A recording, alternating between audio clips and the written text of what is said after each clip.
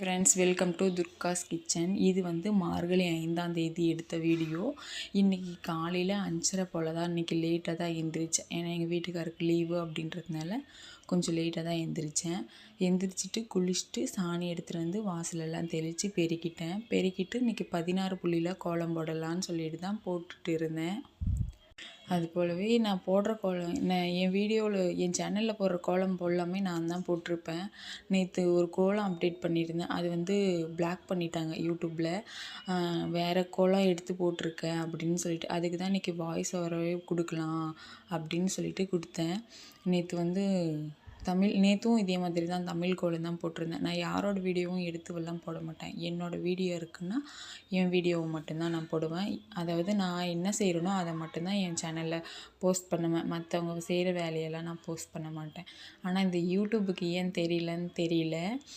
என் வீடியோவை அதை பிளாக் பண்ணிட்டாங்க. மறுபடியும் அதை ரீக்ரியேஷன் பண்ணி அதுக்கப்புறமா அதை எடுத்துகிட்டு வேறு போட்டேன். அப்போயும் அது வியூவர்ஸே போகவே இல்லை.